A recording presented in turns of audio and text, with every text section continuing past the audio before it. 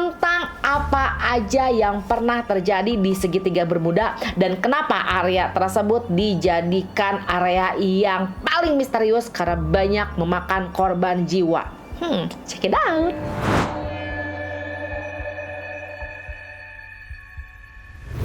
Tetapi justru pesawat itu malah jatuh ke laut dan semua awak penumpangnya meninggal dunia. Tewas seketika. Jadi regu penyelamatnya pun ikut tewas di situ.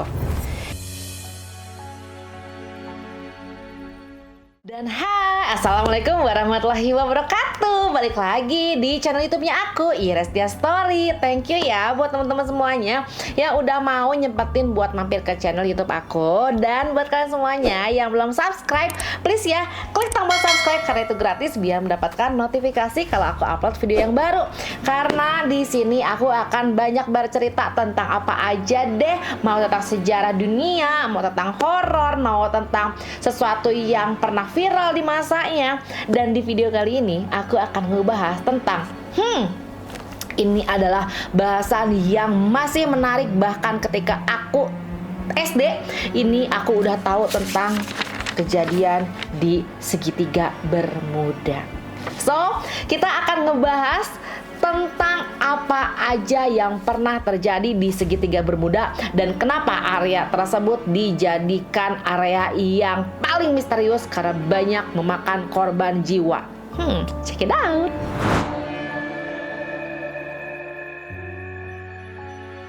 Ya, jadi sebelum kita masuk inti cerita, aku mau ceritain dulu tentang apa sih yang namanya segitiga Bermuda. Bisa kalian belum tahu ya kan? Jadi segitiga Bermuda atau yang sering orang bilang sebagai segitiga setan atau tempat keluarnya Dajjal, bahkan ada orang yang bilang seperti itu. Jadi ini adalah topik yang nggak akan pernah habisnya untuk dibicarakan ya. Sampai sekarang pun masih banyak hal-hal misterius dan janggal yang terjadi di area tersebut. Dan tahu nggak kalau segitiga Bermuda adalah tempat di mana kapal Titanic tenggelam. Oke? Jadi sebelum masuk ke misteri-misteri di segitiga Bermuda, aku akan jelasin dulu ya di mana sih sebenarnya letak segitiga Bermuda. Jadi kalau dilihat dari peta atau dari atlas, segitiga Bermuda merupakan suatu wilayah yang berada di Samudra Atlantik bagian utara, di mana bentuk wilayah itu segitiga karena diapit 3 titik ya, membentang di antara. Kalau di bagian utara itu namanya di titik Bermuda, makanya disebutnya segitiga Bermuda. Kemudian di bagian selatan ada di Puerto Rico, kemudian di bagian barat ya, barat sini. Barat itu adalah di area Miami ya. Jadi dia bentuknya segitiga seperti itu. Nah, segitiga Bermuda ini awalnya sangat terkenal karena kasus misterius tentang pesawat yang hilang, kapal laut yang hilang di area tersebut, dan hilangnya itu bukan karena kecelakaan. Ya, kalau Titanic kan ketahuan ya, celaka bangkainya ada, tapi yang lebih sering terjadi di segitiga Bermuda itu adalah menghilangnya kapal laut dan pesawat tanpa ada serpihan sama sekali. Jadi kayak yang semuanya hilang, kayak ditelan setan gitu ya. Itu yang menjadi misteri sampai saat ini. Nah, awal mula segitiga Bermuda ini dikenal masyarakat ketika ada sebuah artikel yang diterbitkan pada tanggal 17 September di tahun 1950. Jadi kejadian-kejadian mistis atau kejadian hilangnya kapal itu terjadi di antara sekitar 1850 sampai ke 1900 awal. Cuman yang membuat semakin boom tentang segitiga Bermuda itu di tahun 1950 ditulis oleh Edward Van Winkle Jones yang isinya menceritakan tentang adanya kejadian misterius hilangnya sebuah kapal ya. Dan 2 tahun kemudian ternyata seorang yang bernama George Sand juga menerbitkan artikel pendek yang meliput hilangnya beberapa pesawat dan kapal di wilayah Bermuda. Dan ini termasuk ya hilangnya Flight 19 dan 5 orang angkatan laut Amerika Serikat yang hilang dalam misi pelatihan. Dan pembahasan tentang segitiga Bermuda ini semakin mencuat setelah diangkat berkat artikel yang dibuat oleh Vincent Geddes pada bulan Februari di tahun 64 yang berjudul The Deadly Bermuda Triangle atau segitiga Bermuda yang mematikan. Nah, beberapa penulis memang memberikan penilaian berbeda tentang ukuran segitiga Bermuda ini. Ada yang bilang 1,3 juta hektar, 1,3 juta kilometer persegi sampai ke 3,9 juta kilometer persegi. Dan ini bahkan pada masa pelayaran Christopher Columbus yang di tahun 1600-an itu dia dan krunya melewati area segitiga Bermuda ini, dan salah satu awak kapalnya mengatakan kalau dia melihat cahaya aneh yang berkilau di atas langit. Dan dalam catatan perjalanannya, Christopher Columbus itu menulis bahwa ketika melewati wilayah segitiga Bermuda, peralatan navigasi menjadi tidak berfungsi dan tiba-tiba kompas tidak dapat memberikan arah yang benar untuk mereka. Oke, dan sekarang aku akan beralih menceritakan 6 kasus kejadian hilangnya pesawat dan kapal laut yang paling misterius yang pernah terjadi di segitiga Bermuda di luar Titanic ya. Jadi yang pertama ada HMS Atlanta di tanggal 31 Januari 1880. Kapal pelatihan layar HMS Atlanta atau nama aslinya, ini aku sambil baca ya takut salah ngomong, HMS Juno berlayar dari Royal Naval Dockyard di Bermuda menuju Falmouth di Inggris. Tapi nggak lama setelah mereka berlayar, tiba-tiba kapal mereka hilang bersama awak kapalnya. Gak ada serpihan kapal, tidak ada tanda-tanda kecelakaan, dan mayatnya pun tidak pernah ditemukan dimanapun. Itu pertama. Kemudian yang kedua, ini ada kasus di USS Silops, yaitu ini benar-benar kasus yang menggemparkan ya, dan ini yang paling banyak mengambil korban. Jadi, hilangnya kapal Angkatan Laut Amerika Serikat yang namanya Silops ini secara tiba-tiba berangkat dari Pulau Barbados pada tanggal 4 Maret 1918 bersama 309 awak kapal. Kebayang ya 309 orang awak kapal ini dengan membawa biji batu bara. Dan selain kapal Silops ini, ada 2 kapal temennya ya, namanya Proteus dan Nereus yang tidak lama menghilang di Atlantik Utara. Jadi mereka pikir kalau zaman dulu, zamannya pelayaran itu kan kalau misalnya mengangkat kayak batu bara, biji segala macam itu kan bisa berbulan-bulan. Nah, dengan dalam keadaan melewati segitiga Bermuda itu mereka membutuhkan waktu sekitar 1 bulanan.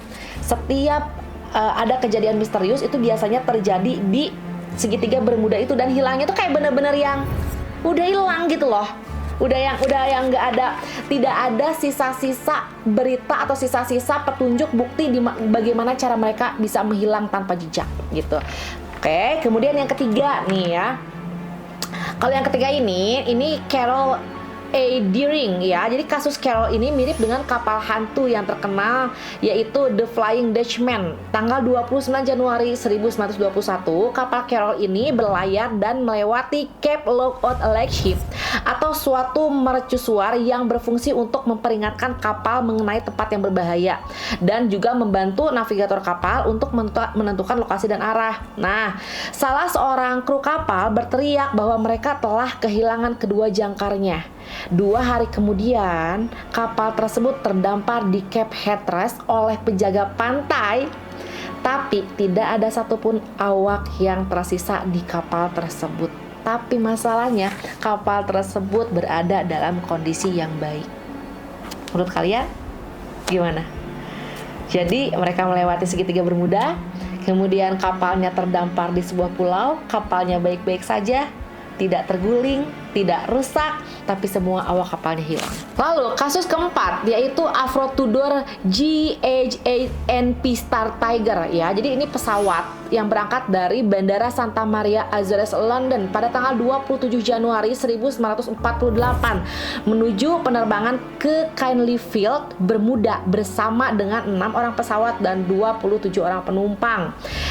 Pada tanggal 30 Januari, pesawat Afro Tudor ini dinyatakan hilang kontak karena pukul 3 pagi sudah tidak ada lagi kontak radio yang terdengar dari pesawat tersebut. Dan apa yang terjadi pada kasus ini tidak pernah diketahui hingga saat ini. Nggak pernah tahu nasib mereka gimana, sama seperti kasus-kasus sebelumnya, pesawat mereka hilang tanpa jejak bersama dengan awak kapalnya. Jadi misalnya pun mereka meledak, seharusnya misalnya ada kejadian kecelakaan lah ya di atas segitiga Bermuda itu, meledak tapi ternyata tidak pernah ditemukan serpihan puing kapal pesawat maupun bangkai mayat dari korban-korbannya. Nah, terus kelima, ini ada Flight 19. ya, atau Flight 19 pada hari Rabu tanggal 5 Desember 1945, skuadron yang terdiri atas 5 pesawat angkatan laut, ya. Itu kan kalau misalnya pesawat angkatan laut biasanya mereka sudah terlatih ya, sudah sering melakukan ekspedisi laut semacam itu. Mereka berencana untuk melakukan pelatihan navigasi dan penjatuhan bom seperti salah satu misi rutin seperti biasanya, ya. Dan di hari itu ada 14 orang awak kapal yang bertugas menjalankan misi tersebut dan keluar dari pangkalan udara Fort Lauderdale di bawah komando Letnan Charles Taylor pada pukul 14.10 waktu setempat. Setelah 90 menit lepas landas, Letnan Taylor melaporkan lewat radio bahwa tim skuadron tersesat dan dia menyatakan kompas menjadi tidak berfungsi sama sekali. Nah, selama 2 jam kemudian, Letnan Taylor ini mengarahkan pesawat yang ia kira pesawatnya menuju ke arah Miami, namun ternyata ia malah menuju ke Samudra Atlantik karena kompasnya yang menunjukkan salah arah. Dan awak skuadron ini ternyata sempat melakukan panggilan terakhir sekitar pukul 19.27 dan setelah itu dinyatakan tidak pernah ada kabar lagi dari pesawatnya dan dinyatakan hilang. Nah, ini yang menggegerkan, ketika pesawat itu hilang, ya, kebayang lu nggak, 5 pesawat dengan 14 awak kapal itu hilang. Setelah tahu hilang, tim penyelamat pun diberangkatkan, ya, diberangkatkan berupa pesawat amfibi yang badannya gede dengan mesin ganda, dikirim dari pangkalan Banana River di Central Florida untuk menyelamatkan atau mencari tahu lah apa yang terjadi dengan skuadron ini. Tetapi justru pesawat itu malah jatuh ke laut dan semua awak penumpangnya meninggal dunia, tewas seketika. Jadi regu penyelamatnya pun ikut tewas di situ. Dan hari berikutnya, salah satu pencarian terbesar sepanjang sejarah dilakukan dan tim SAR menyisir area seluas 200.000 mil persegi untuk mencari jejak pesawat. Dan Letnan David White menceritakan, ini berarti udah yang ketiga ya. Jadi yang pertama hilang, tidak berbekas, kemudian pesawat penyelamat datang, pesawatnya meledak di atas, tidak ada kontak lagi.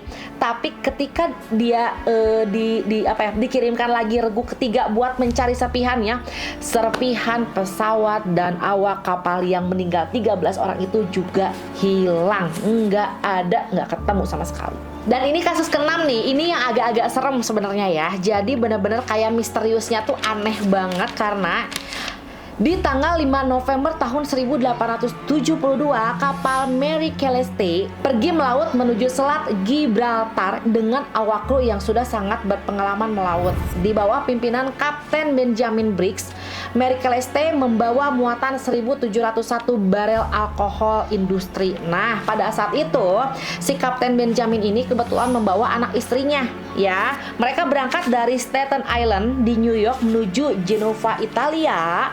Nah, ini tuh kan krunya tuh sebanyak 7 orang, ya. Kapten dan kru sebanyak 7 orang. Nah, dia juga membawa 2 orang penumpang tadi kan yang aku bilang, istrinya yang namanya Sarah dan anak perempuan mereka yang baru berusia 2 tahun ya namanya Sophia Matilda gitu.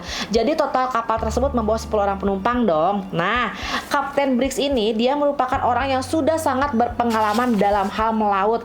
Ya, pengalamannya udah banyak dan dia juga memiliki banyak kapal pribadi ya yang sering ia kemudikan gitu ya di atas segitiga Bermuda ini. Nah, cuman saat itu si kapal Mary Celeste ini memulai pelayaran ceritanya 7 hari lebih awal dibandingkan dengan kapal Dei Gratia yang berasal dari pelabuhan dan tujuan yang sama dan mengangkut barang yang sama. Pada tanggal 4 atau 5 Desember di tahun 1872 ini sekitar pukul 1 siang, kapten dari kapal Dei Gratia yaitu David Reed Morehouse katanya kan kenal sama Kapten Briggs secara pribadi dan pada saat itu pada tanggal 4 Desember itu jurumudi kapal itu menemukan sebuah kapal yang terombang-ambing di atas lautan mengapung sejauh 5 mil dari keberadaan mereka dan mereka melihat ada yang aneh di kapal tersebut. Jadi seperti kapal yang memang tidak ada bukan penghuni, tidak ada yang mengisi penumpangnya. Jadi benar-benar yang kapal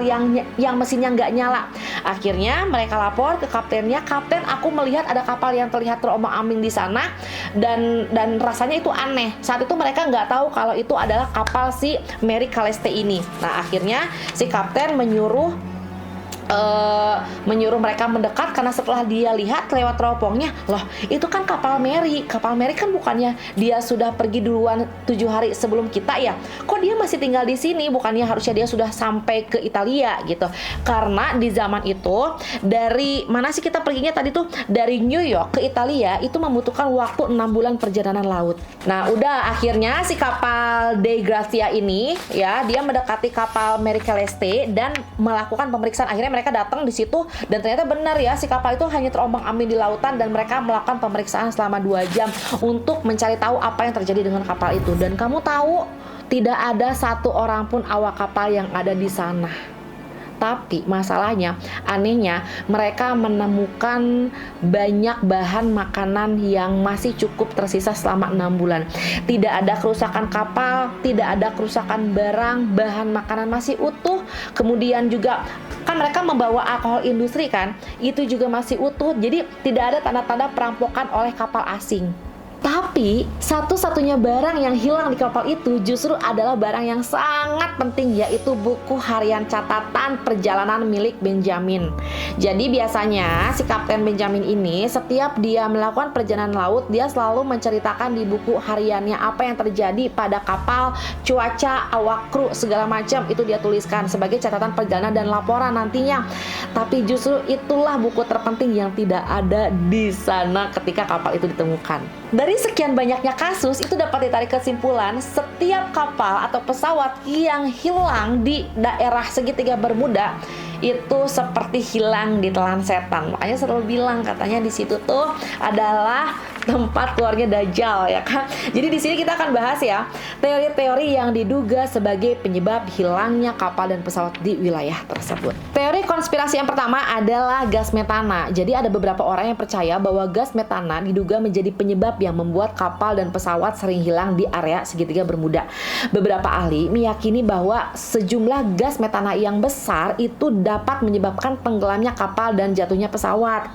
Dan potensi terjadinya kecelakaan ini akan sangat cepat, bahkan dalam waktu hitungan detik, sehingga para awak kapal tidak akan sanggup untuk meminta pertolongan. Namun ternyata setelah diteliti, kandungan gas metana di segitiga Bermuda ini ternyata nggak lebih besar dibandingkan dengan gas metana di lautan-lautan yang lainnya, sehingga teori ini masih menjadi pro dan kontra. Kemudian teori konspirasi yang kedua, adanya wormhole atau lubang cacing. Lubang cacing pada dasarnya adalah istilah yang disebutkan sebagai jalan pintas ruang waktu, yang secara teori bagi orang-orang yang mempercayai adanya mesin waktu ini berpotensi lubang atau tempat di mana para manusia memungkinkan melakukan perjalanan waktu yang menghubungkan dua tempat berbeda. Hal ini didukung oleh seseorang yang katanya melihat adanya kumpulan awan hitam di atas segitiga Bermuda, dan mereka mengira bahwa awan tersebut adalah pintu masuk sebuah benda, dan itu yang dapat menyebabkan mereka tersedot dan berpindah ke tempat lain. Teori konspirasi ketiga adalah puting beliung, karena katanya puting beliung yang terjadi di area segitiga Bermuda itu tuh tampak seperti tornado yang dapat mengakibatkan semua pesawat atau kapal yang apes ya, ibaratnya pada saat itu terjadi tornado dan kapal melewat itu akan menjadi hilang tanpa sisa masuk ke dasar lautan.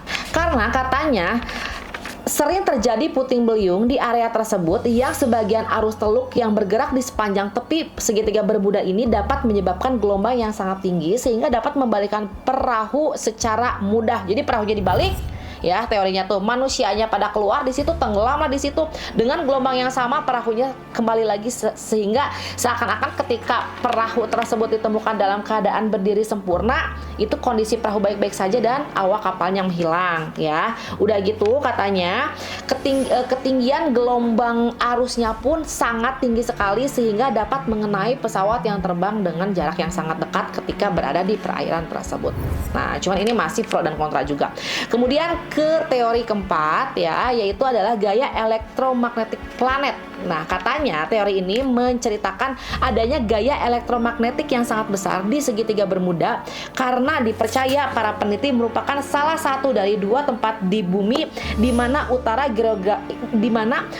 geografis dan utara magnetis saling bertautan. Nah, nggak paham aku dari tadi juga aku baca utara geografis dan utara magnetis itu kayak mana, nggak kebayang sama aku. Pokoknya teori peneliti seperti itu gitu ya. Nah, sehingga itu akan mengakibatkan badai elektromagnetik yang menyebabkan ketika sebuah benda melewati daerah tersebut, maka akan menyebabkan kompas menjadi tidak beraturan dan tidak bisa menunjukkan arah yang benar, sehingga mereka akan berputar-putar di area yang sama karena kehilangan kendali dan akhirnya terjadi gelombang besar dan mereka akhirnya kecelakaan gitu ya. Teori ini juga didukung oleh banyaknya orang yang melaporkan kejadian aneh dengan kompas mereka ketika melewati segitiga Bermuda selama bertahun-tahun. Katanya meskipun itu tidak selalu terjadi, tapi seringkali kompas menjadi tidak berfungsi ketika pesawat atau kapal mereka melewati area segitiga Bermuda. Kemudian teori selanjutnya adalah human error ya. Teori lain mengatakan bahwa penyebab hilangnya kapal dan pesawat di area segitiga Bermuda sebagian besar pasti ya karena terjadinya human error. Karena pada kenyataannya, kesalahan sesederhana apapun ketika di udara maupun di laut bisa menyebabkan banyak kecelakaan. Ditambah lagi katanya medan segitiga Bermuda memang memiliki banyak pulau yang sulit dibedakan satu sama lainnya, sehingga para nahkoda atau juru kemudi itu sulit menentukan arah ya, merasa kebingungan, ditambah dengan kompas mereka yang seringkali tidak berfungsi. Nah, kemudian teori keenam ini adalah teori yang menurut aku paling gak masuk akal, yaitu adanya alien. Karena bukan hanya teori yang bersifat saintifik aja, tapi orang juga banyak yang mengaitkan kejadian segitiga Bermuda ini kepada hal-hal yang aneh seperti alien gitu. Karena ini mereka merasa bahwa banyak banget ya hal-hal yang gak logis yang terjadi di segitiga Bermuda, sehingga mereka mungkin semua orang yang datang ke sana kalau aliennya lagi nunggu di sana diambilin kali, begitu kali ya. Oke, dan ini teori terakhir, teori ketujuh, adanya kerajaan setan. Dan teori ini pasti yang paling sering kita dengar dari zaman aku kecil juga. Katanya segitiga Bermuda itu adalah tempat keluarnya Dajjal. Ya. Ini yang paling sering dipercaya oleh masyarakat Indonesia karena katanya sebenarnya ada kerajaan setan yang entah gimana semua. Jadi kan kalau di laut itu banyak jin ya. Nah, katanya di segitiga Bermuda itulah kerajaan jin yang utamanya gitu. Jadi dedengkot-dedengkotnya jin, kerajaannya di situ gitu. Jadi sering minta tumbal. Jangan ketawa ya.